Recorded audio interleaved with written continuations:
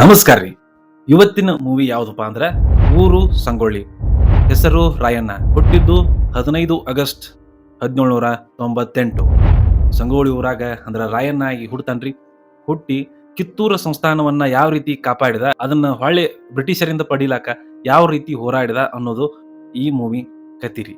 ಬರ್ರಿ ತಡ ಮಾಡಲ್ಲ ಈ ಮೂವಿ ಕತಿಯನ್ನ ನೋಡ್ಕೊಂಡ್ ಬರ್ರಿ. ಹಂಗ ಯೂಟ್ಯೂಬ್ದಾಗ ಯಾರು ನೋಡಾಕತ್ರಿ ಸಬ್ಸ್ಕ್ರೈಬ್ ಮಾಡ್ಕೋರಿ, ಫೇಸ್ಬುಕ್ದಾಗ ನೋಡೋರು ಫಾಲೋ ಮಾಡ್ಕೋರಿ. ಬರ್ರಿ ತಡ ಮಾಡಲ್ದ ಕತಿಯನ್ನ ನೋಡ್ಕೊಂಡ್ ಬರೋಣ್ರಿ. ಮತ್ತ ಇಲ್ಲಿ ಫಿಲ್ಮ್ದಾಗ ಏನ್ ತೋರ್ಸ್ಯಾರಲ್ಲ ಕತಿ ಅಷ್ಟ ಇಲ್ಲಿ ಹೇಳ್ತೇನೆ. ಮೂವಿ ಸ್ಟಾರ್ಟ್ ಆಕತ್ರಿ. ಮೂವಿ ಸ್ಟಾರ್ಟ್ ಆದ್ವಾಗ ನಮಗ್ ಫಸ್ಟ್ ತೋರ್ಸೋದು ಏನಪ್ಪಾ ಅಂದ್ರ ಮಲ್ಲ ಯುದ್ಧ ಆಡ್ತಿರ್ತಾನು. ರಾಯಣ್ಣನ ಇಂಟ್ರೊಡ್ಯೂಸ್ ಮಾಡ್ತಾರ್ರಿ.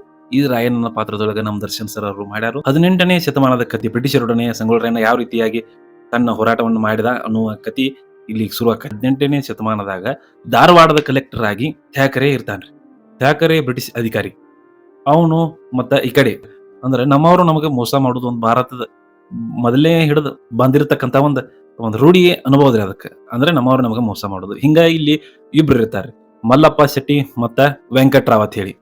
ಆ ಇಬ್ರು ಸೇರಿ ಥ್ಯಾಕರೆಗೆ ತಲೆ ತುಂಬಿಸಿ ಆ ಒಂದ ಕಿತ್ತೂರು ಸಂಸ್ಥಾನ ಅಂದ್ರೆ ಚೆನ್ನಮ್ಮ ಆಗಿನ ರಾಣಿ ಇರ್ತಾಳ್ರಿ, ಅಲ್ಲಿ ಹೋಗಿ ಇವರಿಬ್ರು ತಲೆ ತುಂಬಿಸಿಂದ ಕಪ್ಪು ಕಾಣಿಕೆಯನ್ನ ತಾವು ಇಸ್ಕೋರಿ ಅಂತ ಹೇಳಿ ಬ್ರಿಟಿಷರ್ ಮುಂದೆ ಹೇಳ್ತಾರೋ. ಹೇಳಿದ ಬಳಿಕ ಬ್ರಿಟಿಷ್ ಅಧಿಕಾರಿ ಥ್ಯಾಕರೆ ಬಂದ ಕಪ್ಪು ಕಾಣಿಕೆಯನ್ನ ಕೇಳಾಕ್ ಬರ್ತಾನ್ರಿ.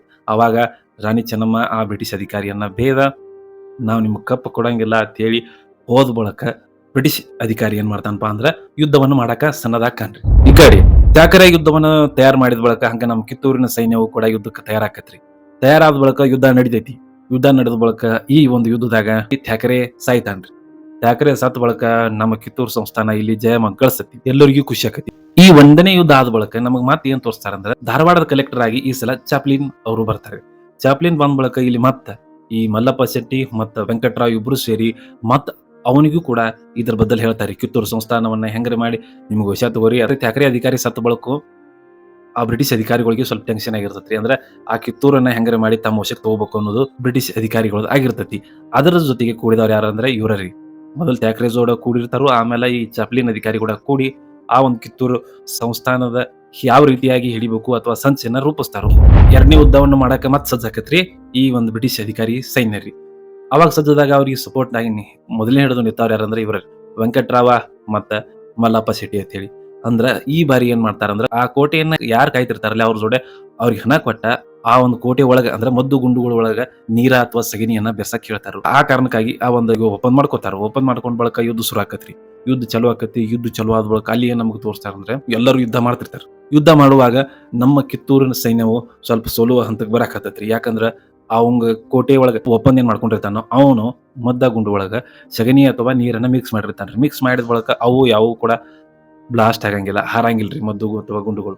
ಆಮೇಲೆ ಕೈಲೆ ಕತ್ತಿಲೆ ಹೋರಾಡೋರು ಮಾತ್ರ ಇಲ್ಲಿ ಇರ್ತಾರ್ರಿ. ಬ್ರಿಟಿಷರ ಸೈನ್ಯವು ಹೆಚ್ಚಾಗತ್ತತ್ರಿ. ಅವ್ರ ಕಡೆ ಇದ್ದ ಮದ್ದು ಗುಂಡುಗಳು ಇವ್ರ ಮ್ಯಾಗ ಹಾರಿಸಿ ಇವ್ರ ಬರೀ ಕತ್ತಿದಿಂದ ಅಟ್ಟ ಯುದ್ಧ ಮಾಡ್ತಿರ್ತಾರೆ. ಹಿಂಗ ಇದ್ದ ಬಳಕ ವಿಧಿ ಇಲ್ಲ ಏನ್ ಮಾಡ್ಬೇಕಾಗೈತಪ್ಪ ಅಂದ್ರೆ ಚೆನ್ನಮ್ಮಳನ್ನ ಆ ಒಂದು ಯುದ್ಧದಿಂದ ಗಡಿಪಾರ್ ಮಾಡ್ಬೇಕಾಗಂದ್ರೆ ಗಡಿಪಾರ್ ಅಂದ್ರೆ ಆ ಯುದ್ಧ ಭೂಮಿಯನ್ನ ಬಿಟ್ಟ ಬೇರೆ ಕಡೆ ಹೋಗ್ಬೇಕಾಗಿರ್ತೈತಿ. ಯಾಕಂದ್ರೆ ಮೇನ್ ರಾಣಿಯನ್ನ ಸಿಕ್ಕಳಪ್ಪ ಅಂದ್ರ ಆ ಯುದ್ಧ ಕಿತ್ತೂರು ಸಂಸ್ಥಾನ ಪೂರ್ತಿ ಇವ್ರ ಕೈ ಸಿಕ್ಕಂಗ ಆಕತಿ ಅಂತ ಹೇಳಿ ಅಲ್ಲಿದ್ದ ಚೆನ್ನಮ್ಮಳನ್ನ ಎಲ್ಲರೂ ಸೇರಿ ಅಲ್ಲಿದ ಕಳ್ಸಾಕತ್ತಾರ್ರಿ. ಗುಪ್ತ ಮಾರ್ಗದಲ್ಲೇ ಹೋಗಿರ್ತಾಳ್ರಿ ರಾಣಿ ಚೆನ್ನಮ್ಮ. ಆದ್ರ ನಮ್ಮ ಕಡೆ ಇದ್ದವ್ರು ಮಲ್ಲಪ್ಪ ಶೆಟ್ಟಿ ಮತ್ತ ಈ ವೆಂಕಟ್ರಾವ್ ಇಬ್ರು ಸೇರಿ ಆ ಗುಪ್ತ ಮಾರ್ಗವನ್ನ ಬ್ರಿಟಿಷರಿಗೆ ತೋರಿಸಿರ್ತಾರ. ಆ ಗುಪ್ತ ಮಾರ್ಗದಿಂದ ಆ ರಾಣಿ ಚೆನ್ನಮ್ಮಳನ್ನ ಅರೆಸ್ಟ್ ಮಾಡ್ತಾರ್ರಿ ಬ್ರಿಟಿಷ್ ಅಧಿಕಾರಿಗಳು. ರಾಣಿ ಚೆನ್ನಮ್ಮ ಅರೆಸ್ಟ್ ಆಗಿದ್ದ ಸುದ್ದಿ ಕೇಳಿದ್ದ ರಾಯಣ್ಣನು ಕೂಡ ಇಲ್ಲಿ ಬ್ರಿಟಿಷ್ ಅಧಿಕಾರಿಗಳು ಅರೆಸ್ಟ್ ಮಾಡ್ತಾರ್ರಿ. ಆಮೇಲೆ ಇವ್ರನ್ನೆಲ್ಲರನ್ನು ಸೇರಿ ಕಾರಾಗೃಹದಾಗ ಇಡ್ತಾರ್ರಿ. ಈ ಕಡೆ ಚಾಪ್ಲಿನ್ ಅಧಿಕಾರಿಯು ಈ ವೆಂಕಟ್ರಾವ್ಗ ಮತ್ತ ಈ ಒಬ್ಬ ಮಲ್ಲಪ್ಪ ಶೆಟ್ಟಿಗೆ ಏನ್ ಹೇಳಿರ್ತಾರಂದ್ರ ಕಿತ್ತೂರು ಸಂಸ್ಥಾನನ ಇವನ್ ಕೈಯಾಗ ಕೊಡ್ತಾನು, ಇವರೇ ಅದನ್ನ ಆಳ್ವಿಕೆ ಮಾಡ್ಕೊಂಡು ಹೋಗ್ಲಿ ಅನ್ನೋ ಲೆಕ್ಕಕ್ಕೆ ಹೇಳಿರ್ತಾರ. ಅದನ್ನ ಈಗ ಯುದ್ಧವನ್ನ ಗೆದ್ದ ಬಳಕ ಅವಾಗ ಕೇಳಾಕ್ ಹೋಗಾರು. ಆದ್ರ ಇಬ್ರುನು ಆನಿ ಕಾಲಿಲೆ ತುಳಿಸಿ ಕೊಲ್ತಾರ್ರಿ ಬ್ರಿಟಿಷ್ ಅಧಿಕಾರಿಗಳು. ಹಂಗ ನಮಗ್ ಮತ್ ಮುಂದಿನ ಸಿಂದಾಗ ಏನ್ ತೋರಿಸ್ತಾರಪ್ಪ ಅಂದ್ರ ಇಂಗ್ಲೆಂಡಿನ ರಾಣಿ ಇವ್ರಿಗೊಂದು ಪತ್ರ ಬರೀತಾಳು. ಪತ್ರ ಬರ್ಬೇಕು. ಆ ಪತ್ರದಾಗ ಏನಿರ್ತೈತಿಪ್ಪ ಅಂದ್ರ ಯುದ್ಧದಾಗ ಯಾರು ಸೆರೆ ಸಿಕ್ಕಾರಲ್ಲ ಅಟ್ರುನು ಬಿಡ್ಬೇಕು ಅಂತ ಬರ್ದಿರ್ತಾರು. ನಮ್ಗ ದುಶ್ಮನ್ ಇರುವುದು ರಾಜರ ಮಣಿತನದವ್ರ ಜೋಡಾಟ. ಆದ್ರೆ ಈ ಸಾಮಾನ್ಯ ಮಂದಿ ಅವ್ರನ್ನ ಬಿಟ್ಟು ಬಿಡ್ರಿ ಅಂತ ಹೇಳ್ತಾರ. ಹಂಗ ಇಲ್ಲಿ ರಾಯಣ್ಣನು ಕೂಡ ಬಿಡುಗಡೆ ಹಾಕನ್ರಿ. ಈ ಕಡೆ ರಾಯಣ್ಣ ಬಿಡುಗಡೆ ಆದ ಬಳಕ ಎಲ್ಲ ಸೈನ್ಯ ಬಿಡುಗಡೆ ಆಕತ್ರಿ. ಅಂದ್ರೆ ಚೆನ್ನಮ್ಮ ಅಷ್ಟ ಇಲ್ಲಿ ಬಿಡುಗಡೆ ಆಗಂಗಿಲ್ಲ. ಹಿಂಗಿದ್ ಬಳಕ ರಾಯಣ್ಣ ಹಂಗ ಹೋಗಿರ್ತಾನು. ಹೋಗುವಾಗ ಎಲ್ಲರೂ ಅಲ್ಲಿದ್ದ ಜೈಲ್ನಾಗ ಇರುವಂತ ಎಲ್ಲರೂ ಜನ ಓಡಿ ಹೋಗೋಣ, ಅವ್ನು ಸ್ವಲ್ಪ ಮನಿ ಹೋಗೋದ ಮಾಡ್ರು, ಕಿತ್ತೂರ್ ಬಗ್ಗೆ ಯಾರು ತಲೆ ಕೆಡ್ಸೋರು ಅನ್ನೋ ಲೆಕ್ಕಕ್ಕ ರಾಯಣ್ಣನ ಒಂದ್ ಮನಸ್ಸಿರ್ತೈತ್ರಿ. ಆದ್ರ ಅಲ್ಲಿ ಎಲ್ಲರೂ ಓಡೋಗಿದ್ದ ಅಷ್ಟೇ ಇರ್ತೈತಿ. ಆದ್ರೆ ಎಲ್ಲರೂ ಬಂದ ರಾಯಣ್ಣನ ಹಿಂದ ನಿಂದಿರ್ತಾರ. ಅಂದ್ರೆ ಆ ಕಿತ್ತೂರನ್ನ ಉಳಿಸ್ಕೊಳಾಕ ಅವ್ರಿಗೂ ಕೂಡ ಮರ್ಜಿರ್ತೈತಿ. ಅಲ್ಲಿ ಅಧಿಕಾರಿಗಳು ಏನಾರೇ ತಪ್ಪು ತಿಳ್ಕೊಂಡಿದ್ದಾರ ಅಂತ ಹೇಳಿ ಅಲ್ಲಿದ ಬಿಟ್ಟ ಮನಿಗೆ ಓಡಿ ಹೋಗಿರ್ತಾರೆ ಅಂತ ಹೇಳ್ತಾರ. ಹಿಂಗ ಆದ ಬಳಿಕ ರಾಯಣ್ಣಗ ಮತ್ತ ಸ್ವಲ್ಪ ಶಕ್ತಿ ಬರ್ತೈತಿ. ಶಕ್ತಿ ಬಂದ ಇನ್ ಮ್ಯಾಗ ಏನ್ ಮಾಡ್ತಾನಪ್ಪ ಅಂದ್ರೆ ರಾಯಣ್ಣ ಸಣ್ಣಂಗೆ ತನ್ನ ಸೈನ್ಯವನ್ನ ಕಟ್ಟಾಕ್ ಶುರು ಮಾಡ್ತಾನು. ಚನ್ನಮ್ಮಳನ್ನ ಹೋಗಿ ಭೇಟಿಯಾಗಿ ಬರ್ಬೇಕಾಗಿರ್ತೈತ್ರಿ. ಅಂದ್ರ ಸೈನ್ಯವನ್ನ ಕಟ್ಟಿ ಕಿತ್ತೂರನ್ನ ಮತ್ತೆ ತಮ್ಮ ವಶಕ್ಕೆ ತಗೊಳ್ಳೋ ಸಲುವಾಗಿ ಮೊದಲಿಗೆ ಹೋಗಿ ಚೆನ್ನಮ್ಮಾಳ ಆಶೀರ್ವಾದವನ್ನ ಪಡೆದುಕೊಂಡ ಬರಾಕತ್ತೇಳಿ ರಾಯಣ್ಣ ಹೊಕ್ಕನ್ರಿ. ಒಬ್ಬ ಸ್ವಾಮಿಯ ವೇಷದಾಗ ಹೋಗಿ ಚೆನ್ನಮ್ಮಾಳ ಆಶೀರ್ವಾದವನ್ನ ಪಡ್ಕೊಂಡು ಬರ್ತಾನ್ರಿ ರಾಯಣ್ಣ. ಈ ಕಡೆ ಎಲ್ಲ ಸೈನ್ಯವನ್ನ ಸಣ್ಣಂಗಿ ಶುರು ಮಾಡಿರ್ತಾನ್ರಿ ಕಟ್ಟಾಕ. ಆದ್ರೆ ಅವ ಬ್ರಿಟಿಷ್ ಅಧಿಕಾರಿಗಳಿಗೆ ಡೌಟ್ ಬರಬಾರದಪ್ಪ ಅಂದ್ರೆ ಏನ್ ಮಾಡ್ಬೇಕಾಗಿರ್ತೈತಿ ರಾಯಣ್ಣ, ತನ್ನ ವಾಲಿಕಾರಿಕೆ ವೃತ್ತಿಯನ್ನ ಮಾಡ್ಬೇಕಾಗಿರ್ತೈತಿ. ಅದ್ರ ಸಲುವಾಗಿ ವಾಲಿಕಾರಿಕ ವೃತ್ತಿಯನ್ನ ಮಾಡಾಕ ಮತ್ತ ತಾ ಸಂಗೊಳ್ಳಿ ಊರಿಗೆ ಬರ್ತಾನ್ರಿ. ಅಲ್ಲಿ ವೃತ್ತಿಯನ್ನ ಮಾಡುವಾಗ ಮಾಮ್ಲೆದಾರ್ ಇರ್ತಾನ್ರಿ. ಮಾಮ್ಲೆದಾರನ ಮುಂದೆ ಹೋಗಿ ಅಂದ್ರೆ ಸ್ವಲ್ಪ ಇಲ್ಲಿ ಊರಾಗಿನ ಕುಲಕರ್ಣಿ ಒಬ್ಬ ಬಡವರಿಗೆ ಬಡದ ಕಂದಾಯನ ವಸೂಲಿ ಮಾಡ್ತಿರ್ತಾನ್ರಿ. ಅದ್ರ ಸಂಬಂಧ ಅಲ್ಲಿ ರಾಯಣ್ಣ ಹೋಗಿ ಅದನ್ನೆಲ್ಲ ಬಿಡಿಸ್ಕೊಂಡ್ ಬರ್ತಾನ್ರಿ. ಬಿಡಿಸ್ಕೊಂಡ್ ಬಂದ ಬಳಿಕ ಆ ಕಂದಾಯವನ್ನ ತಗೊಳಲ್ದ ಹಂಗ ಹೋಗಿರ್ತಾನ್ರಿ. ಮಾಮ್ಲೆದಾರ್ ಅಂತ ಹೋದ ಬಳಿಕ ಅಲ್ಲಿ ಆ ಒಂದ್ ಲೆಟರ್ದಾಗ ಏನ್ ಬರ್ದಿರ್ತಾನಪ್ಪ ಅಂದ್ರ, ಈ ಕುಲಕರ್ಣಿ ನನ್ನ ಕೊಲ್ಲಾಕ್ ಬಂದ ಮೈ ಮ್ಯಾಗ ಅಂತ ಹೇಳಿ ಹಿಂಗ ಏನೋ ಬರ್ದಿರ್ತಾನ. ಬರ್ದ ಬಳಿಕ ಮಾಮ್ಲೆದಾರ್ಗ ಮತ್ತು ರಾಯನ್ಗ ಅಲ್ಲಿ ಸ್ವಲ್ಪ ಜಗಳ ಆಕತ್ರಿ. ಜಗಳ ಆದ ಬಳಿಕ ಸ್ವಲ್ಪ ಮಾಮ್ಲೆದಾರನ ಬೇಯನ ಈ ಒಬ್ಬ ರಾಯನನ್ನ ಮತ್ತ ಅಲ್ಲಿ ಜೈಲಿಗೆ ಹಾಕ್ತಾನ್ರಿ. ಆ ಮಾಮ್ಲೆದಾರ ಜೈಲಿಗೆ ಹಾಕಿದ ಬಳಿಕ ಆ ಜಾಮೀನ್ ಬಿಡ್ಸಾಕತ್ ಹೇಳಿ ಒಬ್ಬ ವ್ಯಕ್ತಿ ಬರ್ತಾನು. ಬಂದ್ ಬಳಿಕ ಅವಾಗ ಸ್ವಲ್ಪ ಊರಾಗ ಕುಲಕರ್ಣಿ ನಡೆದಿದ್ದು ಹೇಳ್ತಾನ್ರಿ. ಅಂದ್ರ ಅವ್ರ ರಾಯಣ್ಣನ ತಾಯಿ ಕಂದಾಯವನ್ನ ಕೊಡುದಿಲ್ಲ ಅಂತ ಹೇಳಿ ಕುಲಕರ್ಣಿ ಕೂಡ ಜಗಳ ತೆಗೆದಿರ್ತಾಳ. ಅವಾಗ ಸಿಟಿಗೆ ಇದ್ದಿದ್ದ ಆ ಒಬ್ಬ ಕುಲಕರ್ಣಿ ರಾಯಣ್ಣನ ತಾಯಿ ಮ್ಯಾಗ ಬಿಸುಕಲ್ಲನ್ನ ಪರಿಸಿರ್ತಾನ್ರಿ. ಅವಾಗ ಅಲ್ಲಿ ಬಂದಂತ ಒಬ್ಬ ರಾಯಣ್ಣನ ಗೆಳೆಯ ಬಂದ ಆ ತಾಯಿಯನ್ನ ಬಿಡಿಸ್ಕೊಂಡು ಹೋಗಿರ್ತಾನು. ಇದನ್ನ ಕೇಳಿದ ಬಳಿಕ ರಾಯನ್ಗೆ ಸಿಟ್ಟು ಬರ್ತೈತಿ. ಆ ಒಬ್ಬ ವ್ಯಕ್ತಿ ಜಾಮೀನ್ ಕೊಟ್ಟ ರಾಯನ್ನ ಬಿಡಿಸ್ಕೊಂಡು ಹೊಕ್ಕನ್ರಿ. ಆ ಕುಲಕರ್ಣಿಯನ್ನ ಕೊಲ್ಬೇಕಂತ ಹೇಳಿ ರಾಯಣ್ಣ ಹೊಕ್ಕನ್ರಿ. ಆದ್ರ ಅವನ ಹೆಂಡತಿಯ ಮುಲಬೇಡ ಅಂತ ಹೇಳನ ಮತ್ತ ಕುಲಕರ್ಣಿಯನ್ನ ಬಿಟ್ಟ ಹೊಳ್ಳಿ ಮನಿಗೆ ಬರ್ತಾನ್ರಿ ರಾಯಣ್ಣ.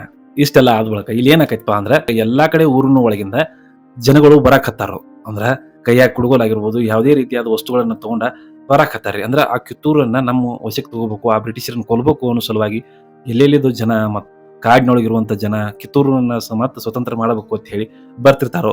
ಜನಗಳನ್ನ ಕೂಡಿಸಿ ಎಲ್ಲರೂ ಅವ್ರಿಗೆ ತಮ್ಮ ತಮ್ಮ ಕೈಲಿಂದ ಎಷ್ಟು ಸಹಾಯ ಆಕೈತ್ಲ ಅಟ್ ಸಹಾಯವನ್ನ ಮಾಡ್ತಿರ್ತಾರೋ. ಯಾರು ಜೋಳ ಕೊಡ್ತಿರ್ತಾರೋ, ಬಂಗಾರ ಕೊಡ್ತಿರ್ತಾರೋ, ಯಾವುದೇ ರೀತಿಯಾದ ಒಂದು ಸಹಾಯ ಅಂದ್ರೆ ಅವ್ರಿಗೆ ಸೈನಿಕರಿಗೆ ಊಟ ಅಥವಾ ಯಾವುದೇ ಹಿಂಗೆ ಉಪಚಾರ ಬೇಕಾಗಿರ್ತೈತಿ. ಹಂಗ ಒಬ್ಬ ರಾಜನು ಕೂಡ ಇಲ್ಲಿ ಆ ಒಂದು ಸೈನ್ಯಕ್ಕ ಬೆಂಬಲ ಸೂಚನೆ ಕೊಡ್ತಾನ. ನಮಗೆ ಮುಂದಿನ ಸೀನ್ದಾಗ ಮತ್ತೊಂದು ಏನ್ ತೋರಿಸ್ತಾರಪ್ಪ ಅಂದ್ರ, ರಾಯಣ್ಣ ಮೊದಲು ಹೋಗಿ ಸ್ವಾಮಿಯ ವೇಷಕ್ಕೆ ಹೋಗಿ ಆ ತಾಯಿ ಚೆನ್ನಮ್ಮನ ಭೇಟಿಯಾಗಿ ಬಂದಿರ್ತಾನ್ರಿ.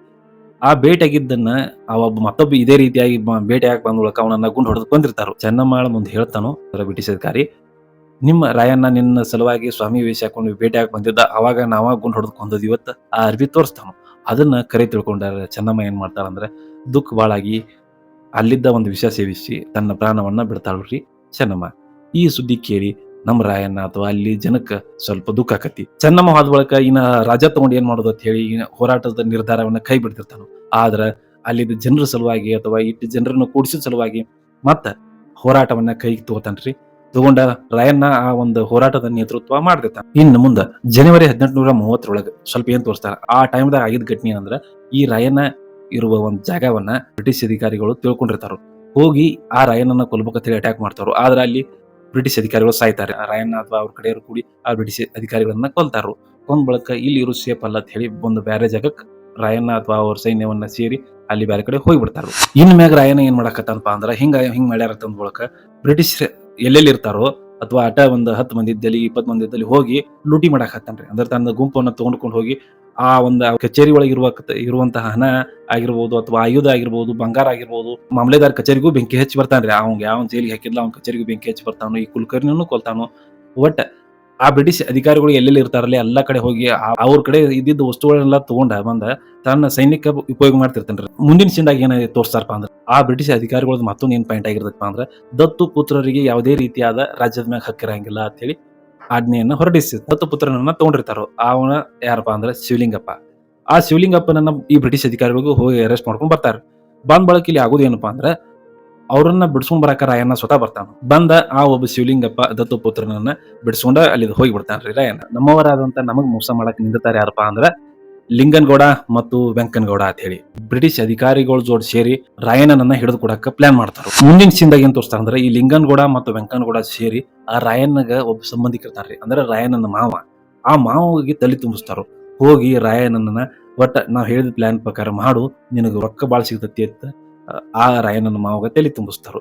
ತಲೆ ತುಂಬಿಸಿದ ಬಳಿಕ ರೊಕ್ಕದ ಆಸೆಗಾಗಿ ಆ ರಾಯಣ್ಣನ ಮಾವ ಇದಕ್ಕೆ ಒಪ್ಕೋತಾನ್ರಿ.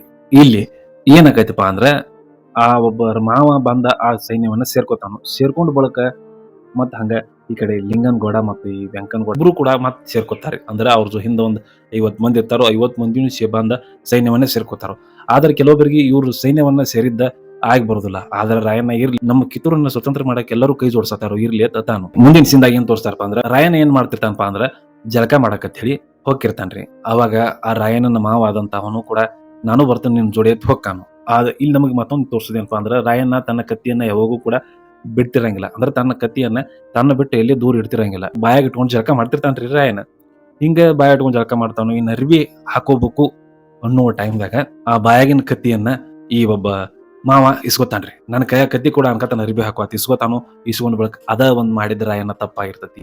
ಯಾಕಪ್ಪ ಅಂದ್ರ ಆ ಕತ್ತಿಯನ್ನ ಕೊಡಬಾರ್ದಾಗಿರ್ತತಿ. ಕೊಡ್ತಾನು, ನಂಬಿ ಕೊಡ್ತಾನು. ಇಲ್ಲಿ ರಾಯಣ್ಣಗ ಮೋಸಕತ್ತಿ ಅಂದಾಗ ಆಟ ಆಗುದ್ರೊಳಗಾಗಿ ಪಟ್ನ ಆ ಒಂದ್ 50 ಮಂದಿ ಏನ್ ಕರ್ಕೊಂಡ್ ಬಂದಿರ್ತಾರೋ ಲಿಂಗನಗೌಡ ಮತ್ತು ವೆಂಕನಗೌಡ ಸೇರಿ ಆ 50 ಮಂದಿ ಬಂದ ರಾಯಣ್ಣನ ಮ್ಯಾಗ ಅಟ್ಯಾಕ್ ಮಾಡ್ತಾರೆ. ಅದ್ರೊಳಗಾಗಿ ಬ್ರಿಟಿಷರ ಸೈನಿಕರು ಕೂಡ ಅಲ್ಲಿ ಬರ್ತಾರೋ. ಒಬ್ಬನ ಆಗಿರ್ತಾನೋ, ಬಂದೂಕ್ ಇರುತ್ತೆ ಅವ್ರ ತಕ. ರಾಯಣ್ಣ ಅಲ್ಲಿ ಸರೆಂಡರ್ ಮಾಡ್ಕೋಬೇಕ್ ಆಕತ್ರಿ. ರಾಯಣ್ಣನ ಅಲ್ಲಿ ಅರೆಸ್ಟ್ ಮಾಡ್ತಾರ. ಮುಂದಿನ ಸಿಂದಾಗ ಏನ್ ತೋರಿಸ್ತಾರಪ್ಪ ಅಂದ್ರೆ ರಾಯಣ್ಣನ ಅರೆಸ್ಟ್ ಮಾಡಿ ಧಾರವಾಡ ಕೋರ್ಟಿಗೆ ಒಯ್ತಾರ್ರಿ. ಕೋರ್ಟಿಗೆ ಹೋದ ಬಳಿಕ ಅಲ್ಲಿ ಕೋರ್ಟ್ದಾಗ ರಾಯಣ್ಣನ ಬದಲ ಎಲ್ಲಾ ವಿಚಾರ ಆಕತಿ. ಸ್ವಲ್ಪ ರಾಯಣ್ಣ ತನ್ನ ಸ್ವತಂತ್ರ ಬಗ್ಗೆ ಒಂದೆರಡು ಮಾತುಗಳು ಹೇಳ್ತಾನು. ತುಡುಗ, ದರೋಡೆ, ಕಳ್ಳತನ ಹಿಂಗೇನ್ ಮಾಡಿರ್ತಾನಲ್ಲ, ಬೆಂಕಿ ಅವಘಡಗಳು ಹಿಂಗ ಸ್ವಲ್ಪ ಮಾಡಿರ್ತಾನ್ರಿ. ರಾಯಣ್ಣ ಮತ್ತು ಅವ್ನ ಗುಂಪು ಸೇರಿ ಮಾಡಿರ್ತಾರು. ಇವನನ್ನ ಗಲ್ಲಿಗೆ ಏರ್ಸಕ ಮೊದಲ ಆ ಒಬ್ಬ ಜಡ್ಜ್ ಒಪ್ಪಂಗಿಲ್ರಿ. ಇಂಥ ದೇಶಭಕ್ತನ ಗಲ್ಲಿಗೆ ಏರ್ಸೋದು ಅಟ್ ಸರಿಯಲ್ಲ ಆ ಜಡ್ಜ್ ಹೇಳ್ತಾನು. ಆದ್ರ ಅಲ್ಲಿದ್ದ ಕೆಲವು ಅಧಿಕಾರಿಗಳು ಆ ಜಡ್ಜ್ಗೆ ಹೇಳಿದ ಬಳಿಕ ಆ ಜಡ್ಜು ಕೂಡ ರಾಯಣ್ಣ ಮತ್ತ ಅವನ ಸಂಗಡಿಗರಿಗೂ ಗಲ್ಲ ಶಿಕ್ಷೆನ ವಿಧಿಸ್ತಾನೆ. ಇಲ್ಲಿ ರಾಯಣ್ಣನ ಜೋಡ ಗಲ್ಲಿಗೆ ಹಾಕಿದವ್ರು ಯಾರ್ಯಾರಪ್ಪ ಅಂದ್ರೆ ಕರಿಬಸಪ್ಪ, ಬಾಳನಾಯಕ, ಬಸವಲಿಂಗಪ್ಪ, ಭೀಮಪ್ಪ, ಕೆಂಚಪ್ಪ ಮತ್ತು ಅಪ್ಪಾಜಿ ನಾಯಕ. ಇವ್ರನ್ನ ಗಲ್ಲಿಗೆ ರಾಯಣ್ಣನ ಜೋಡ ಗಲ್ಲಿಗೆ ಹಾಕ್ತಾರೆ. ರಾಯಣ್ಣ ಮತ್ತ ಇವ್ರನ್ನ ಗಲ್ಲಿಗೇರ್ಸಿದ್ದು 26/1/1831 ಗಲ್ಲಿಗೇರಿಸ್ತಾರ್ರಿ. ಗಲ್ಲಿಗೇರಿಸಿದ ಬಳಿಕ ಇಲ್ಲಿ ನಮಗೆ ಏನ್ ತೋರಿಸ್ತಾರಪ್ಪ ಅಂದ್ರ ಅವನ ಒಂದ ಕಳೆಬರ ಅಥವಾ ದೇಹವನ್ನ ತಂದ ನಂದಗಡದಾಗ ಸಮಾಧಿ ಮಾಡ್ತಾರ್ರಿ.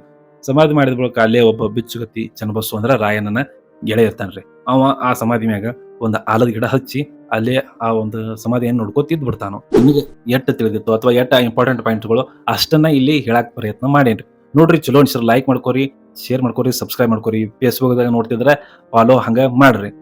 ರವಿವಾರ ಅಂದ್ರೆ ಪ್ರತಿ ರವಿವಾರಕ್ಕೆ ವಿಡಿಯೋನ ಹಾಕ್ಲಾಕತಿ. ಒಂದ್ ಯಾವ್ದೋ ನಮಗ್ ಪಸಂದ್ ಇದ್ದಿದ್ ಮೂವಿಯನ್ನ ಮಾಡಿ ವಿಡಿಯೋ ಮಾಡಿ ಹಾಕ್ತೈತ್ರಿ. ನೋಡ್ರಿ, ವಿಡಿಯೋ ಚಲೋ ಅನ್ಸಿರ ಲೈಕ್ ಮಾಡ್ಕೋರಿ.